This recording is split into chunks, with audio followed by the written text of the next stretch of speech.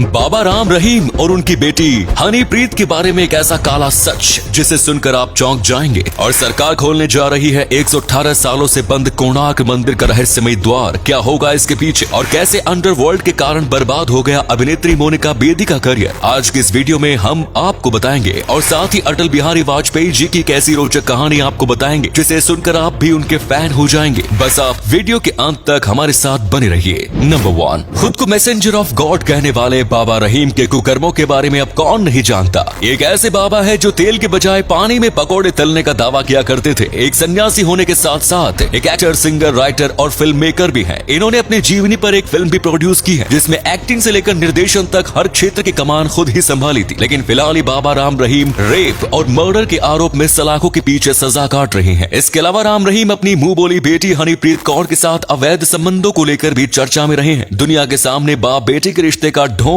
रचने वाले हनीप्रीत और राम रहीम के गुपचुप शादी करने की खबरें भी सामने आती रही है। राम रहीम के पकड़े जाने के बाद हनीप्रीत काफी लंबे समय तक फरार भी रही। हालांकि अब उन्हें जमानत मिल गई है और बताया जा रहा है कि जब तक बाबा राम रहीम जेल से छूट नहीं जाते हनीप्रीत ही उनकी गद्दी संभालेगी। नंबर 2, बॉलीवुड और अंडरवर्ल्ड के बीच कई बार रिश्ते होने की बात सामने आती रही है। इन्हीं में से एक नाम है मोनिका बेदी का। भारतीय फिल्म इंडस्ट्री मोनिका बेदी ने अपनी एक्टिंग और खूबसूरती से 1990 के दशक में सभी को दीवाना बना दिया था और उनकी ये दीवानगी कुख्यात अपराधी अबू सलेम को भी ले डूबी। अबू और मोनिका की पहली मुलाकात दुबई में हुई और यहीं से दोनों की लव स्टोरी की शुरुआत हुई। हालांकि मोनिका ने कई बार कहा कि जितने टाइम वो अबू सलेम के साथ रही उन्हें उनके बारे में कुछ नहीं पता था। वो बस ये जानती थी कि अबू एक अच्छे इंसान है। पुर्तगाल में एक बार मोनिका और अबू को नकली पासपोर्ट के लिए गिरफ्तार कर लिया गया। मोनिका ने 3 साल पुर्तगाल की जेल में काटे और जब वो भारत लौटी तो यहाँ भी उन्हें 2 साल से अधिक वक्त तक जेल में रखा गया। कुछ साल पहले मोनिका अपनी फैमिली के साथ नॉर्वे शिफ्ट हो गई। वहीं ताजा खबरों के मुताबिक मोनिका भारत लौट आई है और पूर्व क्रिकेटर अजहर के साथ उनका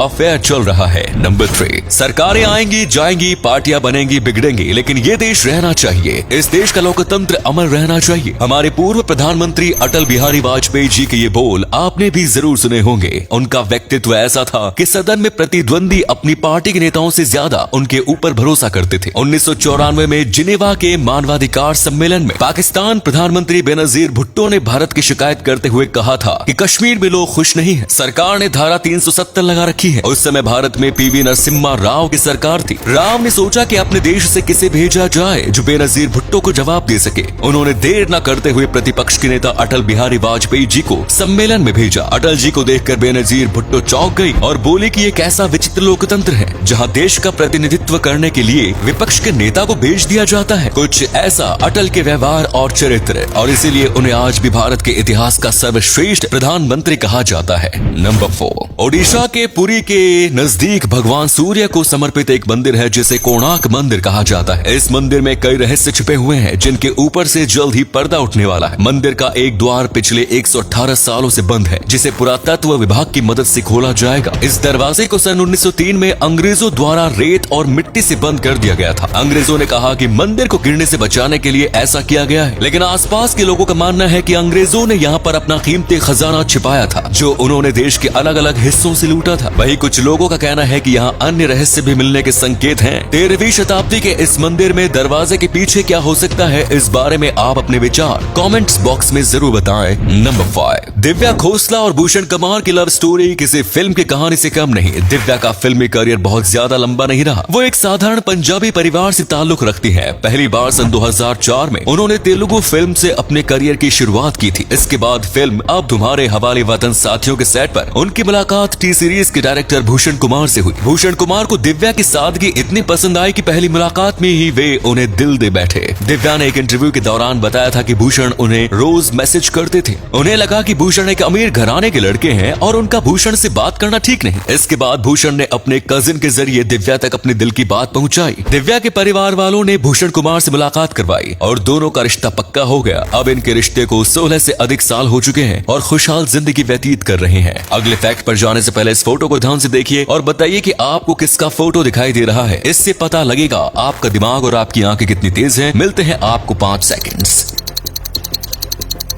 नंबर 6, यदि आपको भी अपने दोस्तों के साथ उल्टे पुल्टे बेतुके प्रैंक करने का शौक है तो अमेज़न से मजेदार नकली उल्टी मंगा सकते हैं। दिखने में ये उल्टी बिल्कुल असली जैसी नजर आती है। बहुत से लोगों को इस तरह की चीजों का शौक होता है जिसकी मदद से वे अपने दोस्तों और भाई बहनों के साथ मजाक कर सकते हैं। उस उल्टी को रबर और प्लास्टिक की मदद से बनाया गया है। साथ ही इसे असली जैसा दिखाने के लिए इसमें कलर भी मिक्स किए हुए हैं। अमेज़न पर फेक वॉमिट सर्च करके आप इसे अपने लिए ऑर्डर कर सकते हैं। नंबर 7, हाल ही में प्रधानमंत्री नरेंद्र मोदी की सुरक्षा चूक के बाद उनकी सुरक्षा के लिए तैनात एसपीजी पर भी सवाल उठने लगे हैं। लेकिन क्या आप जानते हैं कि दुनिया के सबसे ताकतवर राष्ट्रपति की सुरक्षा कैसे की जाती है? अमेरिका के राष्ट्रपति की सुरक्षा का जिम्मा सीक्रेट सर्विस टीम का होता है। राष्ट्रपति जहां भी जाते हैं सीक्रेट सर्विसेज के बेस्ट एजेंट का एक काफिला हमेशा के लिए उनके साथ रहता है। विदेश दौरे पर जाने से 3 महीने पहले ही उनके एजेंट वहां पहुंच जाते हैं। वे जिस भी होटल में रुकते हैं उसके पर्दे से लेकर पंखों और एसी तक हर चीज की जांच की जाती है। इतना ही नहीं, राष्ट्रपति का खाना बनाने के लिए सीक्रेट सर्विसेज के ही शेफ होते हैं। उनकी सुरक्षा इतनी चौकन्ना होती है कि जल, थल या आकाश से कोई परिंदा भी पर नहीं मार सकता। क्या भारत के प्रधानमंत्री को भी इस तरह की सुरक्षा दी जानी चाहिए? इस बारे में आप क्या राय है कमेंट्स में जरूर बताएं। नंबर 8, दुनिया के अलग अलग देशों में कई ऐसे त्योहार सेलिब्रेट किए जाते हैं जिन्हें देखकर आपको हंसी आ जाएगी। कनाडा के व्हाइट हाउस शहर में हर वर्ष फरवरी के महीने में एक हेयर फेस्टिवल का आयोजन किया जाता है। उस समय यहाँ का तापमान -20 डिग्री सेल्सियस होता है। इतनी ठंड में लोग अपने बालों को बर्फ से जमा कर उन्हें तरह तरह के आकार देते हैं। प्रतिभागियों को पहले एक गर्म पानी के पूल में तैरने के लिए कहा जाता है। जब उनके बाल गीले हो जाते हैं तो पूल के बाहर के तापमान से वे जम जाते हैं। जिसके बालों का डिजाइन सबसे आकर्षक होता है उसे विजेता घोषित किया जाता है। इस त्योहार का आयोजन यहाँ पर सन 1962 से हर वर्ष किया जा रहा है। तो उम्मीद है ये वीडियो आपको पसंद आई होगी। अगर हाँ तो इसे लाइक, शेयर, कमेंट जरूर करें। आपके लिए हम आगे भी इसी तरह के रोचक वीडियोस लाते रहेंगे, इसलिए धन्यवाद।